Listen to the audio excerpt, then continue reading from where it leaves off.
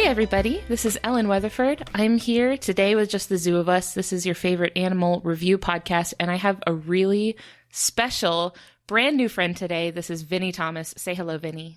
Hello, everyone. Hi. I'm really excited to meet you virtually because I'm a huge fan of your comedy and your videos and your art and everything that you do. Can you introduce us a little bit to you? Yeah.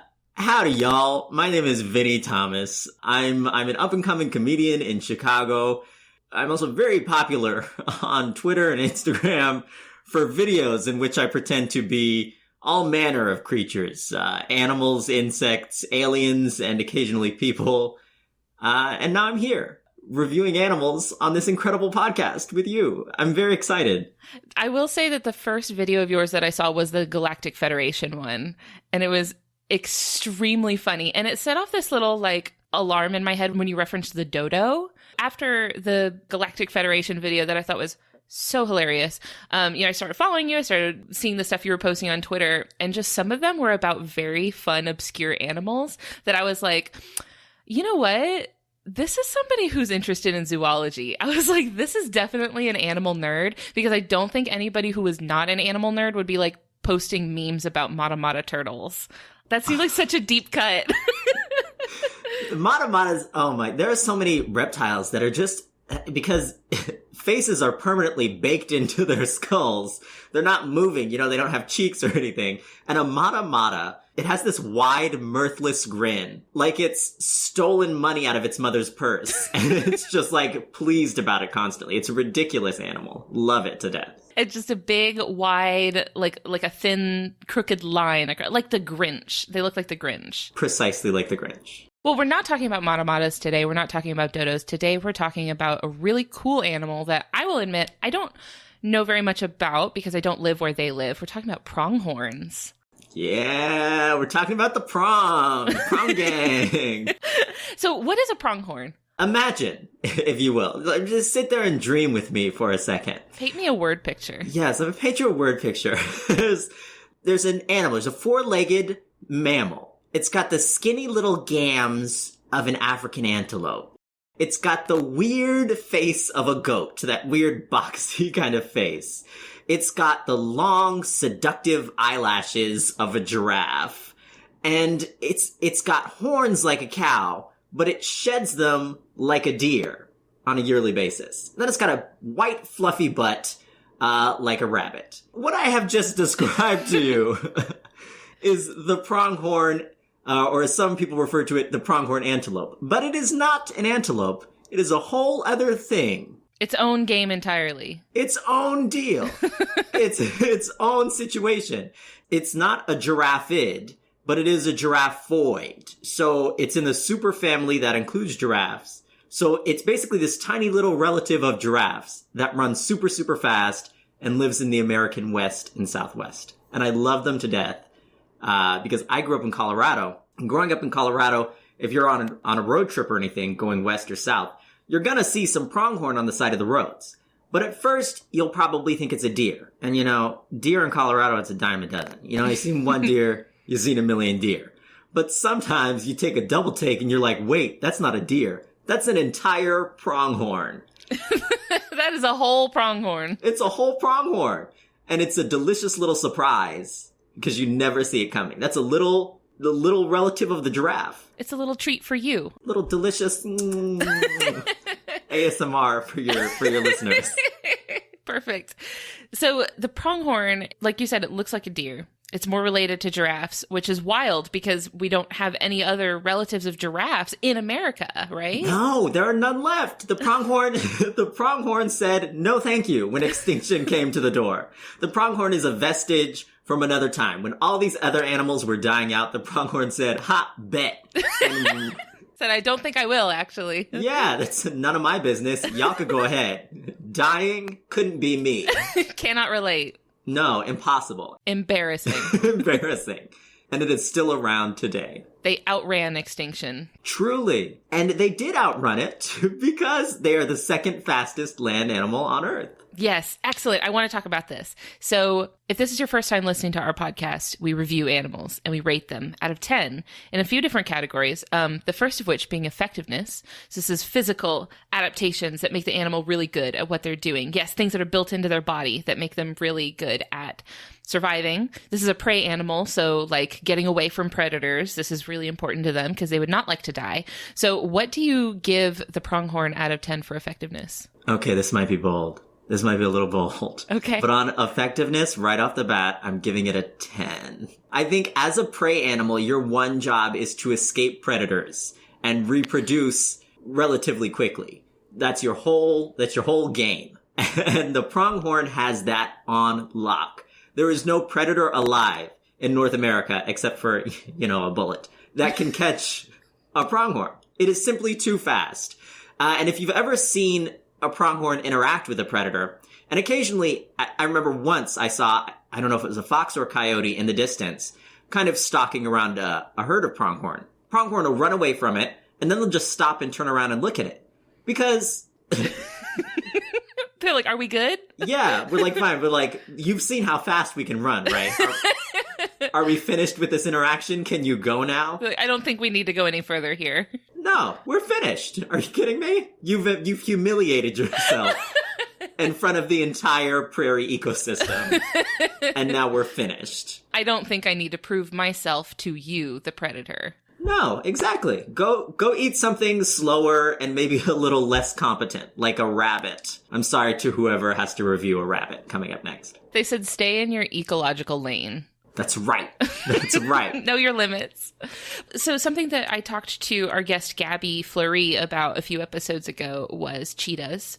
And they mentioned that way back when the pronghorn was evolving, there was a predator that lived there that was a relative of the cheetah. Yes. I don't know its scientific name, but I know they call it just the North American cheetah, which I guess is how we'll refer to it now because I don't know what it's called. Me neither. But I know they think it was actually an ancestor of the modern cheetah, and it crossed back into Africa, and so that's part of the reason that now the African cheetah is so closely related to the puma. But the pronghorn must have evolved to run faster than a very fast predator. And there's nothing alive now that can possibly match it. It is so overpowered when it comes to speed. It is so ridiculously fast, I think reaching speeds of up to 60 miles an hour, that nothing can catch it. And it points to me to a very interesting phenomenon about how all the megafauna in North America kind of started to disappear. And so there must have been immense pressure on the pronghorn from this one kind of very fast animal. Because now the pronghorn is faster than every kind of antelope in Africa. So that relationship must have been very, very legendary, I might say. Really quick cat and a really, really quick kind of animal. I can imagine how relieved the pronghorn was when the North American cheetah went extinct. Can you imagine the sigh of relief? They were like, oh, we got it made now. We're finished. We're done. You left and we're finished. I thought we were predators. I thought we were in this together. Like, you know what I mean? I thought we had a relationship. I thought we were predator and prey, but it turns out the only predator was time. You feel me? And I just had to wait. It would be like if in the next Batman movie, the Joker is just like, you know what? I'm not doing this anymore. Then what would the Batman do? He has nothing to do but seduce Wonder Woman and plot to kill Superman. Which are two things pronghorn are known to do, by the way. Throw that very true fact in there. That's some lore that not a lot of people know about, that pronghorns are canon in the DC universe. You know, they're not fans like we are. Like you and I, they're not super fans. Yeah, they don't dig deep. It was in this one comic in 1974. It's all the way back there. Yeah, Pronghorn Man. Pronghorn Man was in Watchmen. You probably didn't see him. He's in the background. He's in Rorschach's mask. Please don't go any deeper into comic book bits because I actually am not. Why did you take us? We were playing a real game of chicken right here because I know. I was not ready either. I was like, okay, are we playing this game? We're going to play it. I made up everything I just said. Oh my God. Thank goodness. Whew, I'm going to wipe my brow because that's as far as I got. That was mutually assured destruction. Classic Cold War podcast content. Just like the pronghorn and the North American cheetah. And you see how well that worked out for them. So let's see which one of us is going to make it through this episode. Zing! Got him. So another thing that I think is really cool about pronghorns, And what just sets them apart, like makes them a really unique animal, is their actual horns, like the pronghorn. Yes. It's super weird, right? It's perplexing. And again, growing up in Colorado, I'm sure people who came up in, Wyoming, Arizona, New Mexico, maybe Utah, have a similar experience. But whenever you go to the museum, and for us it was the Denver Museum of Nature and Science, inevitably, you walk past the pronghorn diorama and there's a docent holding a pronghorn horn, which is a hollow horn. It looks like someone's carved it out, like a Viking drinking. Is it called a drinking horn? What do you call it? I feel like there's a word. Oh, I don't know, some German word. Nailed it. Got it. I don't know. That's it. I'm not cutting it. So yeah, the pronghorn has a horn, the bony core of horn that is permanent, which is similar to a giraffe's horn, which is called an ossicone. And then over this permanent horn, they grow a keratin sheath. And that grows over, and then when it's time to shed those, another horn grows underneath it. But instead of growing from the bottom up, like a deer would grow its antlers, a pronghorn's horn develops from the top down. Why? Everything about this animal is backwards and strange, and this truly, is a mess. It's from a design perspective. It's deeply odd and incongruent with everything else that's alive. But yeah, it grows its horns from the top down, and then it pops the sheath off, and underneath it's got the new developing horns that'll continue to grow until breeding season when they're pushed off by the other horns. And they're hollow. They're crazy looking things that I would love to take a drink out of, but I don't know if it's illegal. The forbidden chalice. The forbidden chalice. Mentioning that you grew up in an area where these animals are common. I didn't. I'm in Florida. My condolences. That is the only appropriate response when someone tells you that they're from or currently in Florida. But so I don't live where pronghorns are. How common are they to see? Now, here's the thing about pronghorn is that there are a ton of pronghorn. They were kind of wiped out in the same way bison were wiped out in the early 19th century. They got down to about 13,000 animals. And that was from tens of millions. But they bounced back, and there are about 1 million pronghorn, which is way more than there are bison. And they're just roaming all over the place. It's tricky when you're looking at them from a distance because they do look like deer. You may not even notice if you drive past a pronghorn, because you will just think it's a deer or an elk or something that's more typical. So I wouldn't say they're rare. I'd say they're very common, but they're not commonly seen because they live in these sparse, really open habitats that are typically not super developed. Okay, yeah, that makes sense. It is a treat, though, to see a pronghorn. I think it's always fun. I would be really excited if I saw one.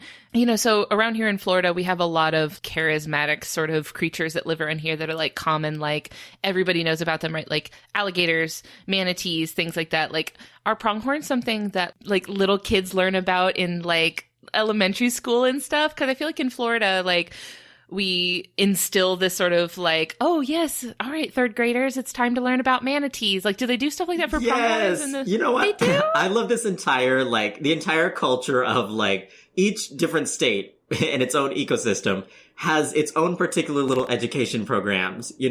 Whatever local foundation it is that comes out with, like, a bull snake and brings it to a school. For us, a pronghorn was a big part of that. Pronghorns, bison, prairie dogs, they're all family members. They're all good friends. We learned about pronghorn a lot in middle school and elementary school. And also the Denver Zoo, I think their logo, maybe I dreamed this. Maybe I dreamed this in my head. I don't know. I think back in the day, their logo used to be a pronghorn. And then they changed it later to a lion because they don't actually have any pronghorn at the Denver Zoo. Oh, man. Which is a little, don't go to Denver if you want to see pronghorn. San Diego Zoo's got some pronghorn, I think, but not the Denver Zoo. Maybe they came under some heat for false advertising. I bet you they did, girl. They were like, we need to change this logo immediately. We don't have pronghorn here. Repaint it. We got so many angry emails. I mean, people would come in and it would be usually a pronghorn horn with a hollow sheath. There would be an antler from a deer, and then there would usually be some sort of small reptile that they bring in. From the sagebrush ecosystem, that's inevitably going to be like this big, impressive bull snake or, a frog or something. So pronghorn are this very iconic part of the sagebrush ecosystem and the desert ecosystem. and kind of this icon of the Southwest that a lot of people don't notice or particularly care about because you hear about antelope all the time, but you don't ever think about how unique a pronghorn is because it's such its own special thing that's unlike anything that lives today except maybe a giraffe or an okapi. I love both giraffes and okapis, and I feel like you can kind of get an idea, like when you just look at them, like a picture of them, no similarity whatsoever. They look like completely different. Like you wouldn't, it's mind blowing that they would be related. But I think when you kind of zoom in and you look at the face, yes, you start to see the similarity in the face. I feel like they all have what I describe as kind eyes. They have kind eyes, don't they? It's the eyelashes. It's the beautiful drag queen heavy eyelashes that they possess. It's very like camels too. I'd say camels have the same eyes. There's these big, giant, wet eyes with long eyelashes on them. And pronghorn are cool too because they look a lot like, I think, extinct kinds of giraffe. Like there's one kind of giraffe called a civetarium, which is this huge, big fella. And it was almost like a giraffe if a giraffe was a moose. But it just looked a little weird. It looked like it didn't really fit into anything. And that's a pronghorn, you know? It's its own little deal. It makes sense that they would look so different because one of the things we talked about when we talked about okapis was that basically they took the same like basic body plan before the giraffe got the long neck. And like since they lived in different areas, so the giraffe lives in somewhere where there's really tall trees, so it's going to benefit them to have these long necks to get up there. But the okapi lived in rainforests. And so having this big long neck waving around all over the place was going to destroy it. It was going to bonk its head on every leaf it passed. So like okapi stays really little and, you know, stayed this dark brown color and just didn't develop the same like exaggerated features that the giraffe did. So like with the pronghorn, they're living out in these grasslands, which I'm pretty sure it's like not known for having super tall trees everywhere, right? It is not. That is in fact the defining feature of the grassland. That's the whole thing that they do is that they're running around the grass. So like they have no reason to be tall like a giraffe. They don't. And what's really interesting too is you look back into the time when the pronghorn family, Antilocapridae, at one point was thriving. It was living its best life. You had different kinds of pronghorn even existing in North America. You had little pronghorn that lived in the forest, slightly larger pronghorn. There's all kinds of different pronghorns and giraffeids that lived in North America. And they don't anymore. But we still have the one stubborn holdover who said no thank you to death and still lives today. I think any of those holdover animals are great. You know, if you look at an animal and it's the only kind of animal like that exists, it's great. And then the fact that, you know, pronghorn are not super well known for some reason, I think about that all the time. People just don't know about pronghorns. They're just, to most people, a small little brown animal that runs around in the dirt, which, you know, it's most animals. But a pronghorn is special. In North America, we have so many deer. Like, we have so many cervids just everywhere that I think, like, a lot of ungulates get kind of just looped in with the rest of the cervids. And I'm tired of them. Cervids, it's been done. We've seen it a million times. Be original, for God's sake. It's tired. Let somebody else. It's finished. But yeah, I mean, pronghorn are, and they're particularly suited to a sagebrush prairie, but they also live in the deserts. They also take really long migratory routes. Some of these routes they've been using for thousands of years across more mountainous terrain. So you'll see them often in little like straight train lines walking across the side of a cliff or something just to get to new areas because they're very migratory nomadic species, which is difficult now, obviously, because the prairie is now just a series of farms. But they still do these ancient migrations. So there's something very ancient and beautiful and interesting about these leggy little supermodel giraffes. Yeah, definitely. That is a great tie-in to our second category that we rate animals on, which is ingenuity. So these are behavior that the animal does. So things that are maybe not necessarily built into the body, but things it's doing with its body to let it be that evolutionary holdout, like the reason why it's still here. So what would you give the pronghorn for ingenuity out of 10, do you think? Oh my God, it's going to get such a bad score. Oh no! I'm going to talk about some hilarious behavioral attributes. The pronghorn gets like, I'd say a 5, maybe less. That's not the worst it's ever been. We've talked about jellyfish, so like it's not the worst ingenuity score. I think I'm comfortable with a 5. If you talk a jellyfish, I think is a 0, right, or somewhere close like, there. I think it was like a 2. It's fine. Okay, yeah. So we're going to give the pronghorns a 5. One thing pronghorn are known for in Colorado and Wyoming circles is refusing to jump over fences. They won't do it. They won't.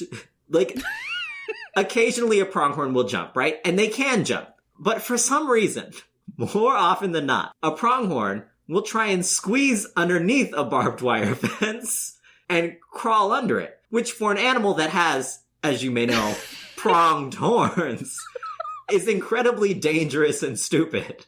It's the least effective way to get around that fence. It's so bad. They had to look at it and consciously think, like, what is the dumbest way I could get around this? Like, let me just scoot my body under this like I'm a rat. Ma'am, you are an entire beast of the field. You cannot squeeze under the fence. And yet they do. If you Google pronghorn fence, it's a series of images of pronghorns trying to suck in their guts and squeeze under a fence because they refuse to jump over them, which has led to a number of different, solutions. Some people put PVC on the bottom rung of barbed wire so they can kind of roll under it. Some people make special fences with flaps in the bottom that they can push out. It's weird. You'll occasionally see them jump because they can jump. There is nothing in a pronghorn's physiology that stops it from jumping. They just refuse to do it. Just don't feel like it. They just don't feel like it. That's like not dignified enough for them. But digging in the earth is... They've put so many evolutionary points toward being able to run really fast. They're so connected to just running that it does not even cross their mind to jump, which I think sets them far and away apart from deer and antelope, who will jump just because it's Tuesday. They'll just leap into the air. Maybe the pronghorn just has never had this need to cross a barrier. And so when something's in their way, they're just pronghorn.exe has crashed. They just completely blue screen and shut down. And they're I have no idea what to do about this. You know what's funny? In almost every in every documentary which features pronghorn and talks about how they kind of collapsed as a population, even though they're doing fine now. They mention, the wide open prairie has been carved up into so many pieces. The pronghorn has never in its entire history encountered a barrier. They say the same thing every single time. They're like, what happened to the Great Plains? And, it's probably true. They're just so used to having vast tracts of nothing in their way that they see a fence and they're like, oh my God, what is this? This is a tragedy. What is this alien thing? Oh, Lord. Can't go over it. Can't go through it. Gotta go under it. That's the only way. It's the only way. Don't you see? You fools. We have to go under it. You don't. You can just go over. It's not that tall. It's not that tall. So many of them, it's sad. So many of them get tangled up in the barb. So a lot of them die that way. And then a lot of them also die, just getting hit by cars. Because again, you're so fast. You think you're the fastest thing in the world. You're like, semi-truck? Impossible. You couldn't catch me if you wanted to. So they'll run across the street. I don't think they freeze like deer, but they bolt. So a pronghorn will bolt, and of course, it'll get thwumped by a semi-truck. I mean, it's a different movement, right? Where they're moving perpendicular to the threat, right? Yeah, so you're they're right. It's not chasing them, so they might not think But they got those big eyes. Why you have those big giant eyes? You can't see a semi-truck coming. What a waste of an eye. That's true. I wouldn't consider pronghorn particularly adaptable. They're highly migratory. So they move around a lot. But they got specific conditions, They are so enigmatic and perplexing. And I wish more people knew about them because they're just I'd love to make a video where I'm a pronghorn, but no one would understand the references. You know what I mean? I'd refer to going under a fence, which would be a great inside joke for the Colorado Wildlife Foundation or whatever. But no one else would get it. I think they're hilarious, wacky creatures, not at all adaptable. They need to live in the high desert or the plains, or they won't get it. They just won't understand. The mental image of a pronghorn being tangled up in this fence is the same energy to me as when a cat tries to climb through the blinds and like gets all tangled up in the blinds, and then they're just looking back at you like, I don't know how I got myself here, but now I need your help getting out. It is exactly the same. It is exactly the same, and it is so profoundly odd. I mean, everything about them is profoundly odd, but I think that takes the cake for weird behavior. Oh, they also have a crazy reproductive... Okay, I'm gonna circle back real quick and talk for a second about pronghorn bibbies. Because little bibbies, they're very cute, they're very small, and they often give birth to twins. Like, very, very often, a pronghorn will have twins. And pronghorns are not super large animals, but those twins in the mother's body will comprise about a third of her body weight while she's pregnant. So they're big for the mother, but they are small animals. And they actually, the embryos, and I could be like getting some of the terminology wrong here, but I know that the embryos compete. At some point, there are about seven fertile embryos inside of the pronghorn. And they have something called a necrotic tip at the end of the embryo. And they will twist around and try to stab each other with necrotic tip until only 2 are left. And those are the 2 that are born. Wow. Like, why even come in with that energy? Like, why bother having that many to begin with? It seems hateful and a little petty, I might add. Maybe just like that competitive nature is so ingrained into them after having outcompeted all of their giraffeoid cousins. They're like, it's just become part of who they are. It's so funny. Pronghorn are still going so hard, and they don't need to. This is a different America. There are no saber-tooths. There are no dire wolves. They're just regular wolves.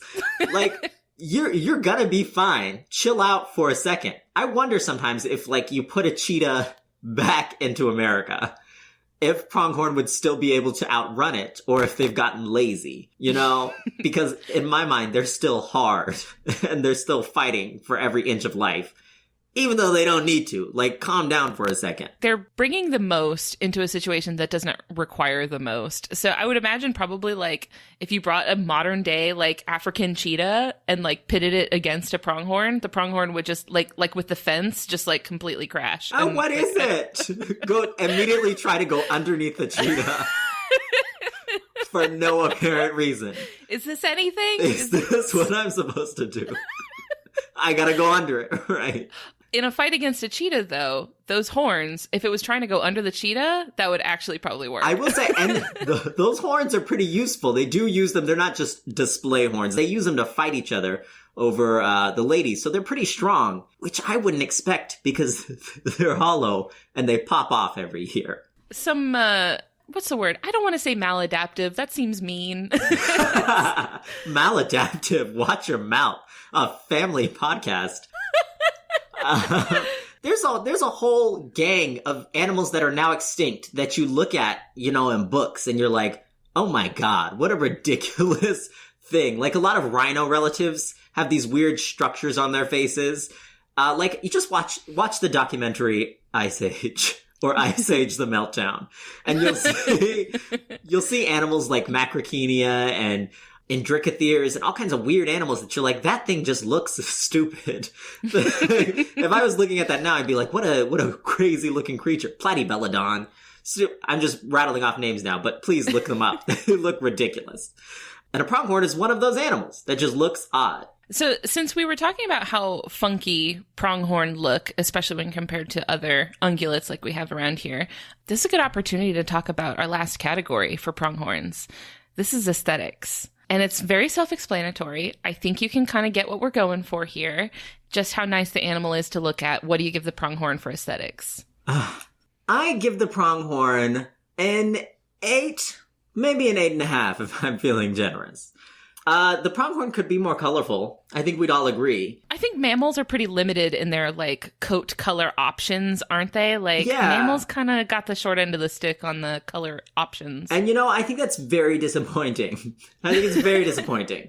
Because then what? You know, they have pattern, right? And a pronghorn has a pattern that's unique. Like, a pronghorn has a couple of white throat patches And then it's got kind of a swoopy black mask that kind of, oh, it's hard to describe.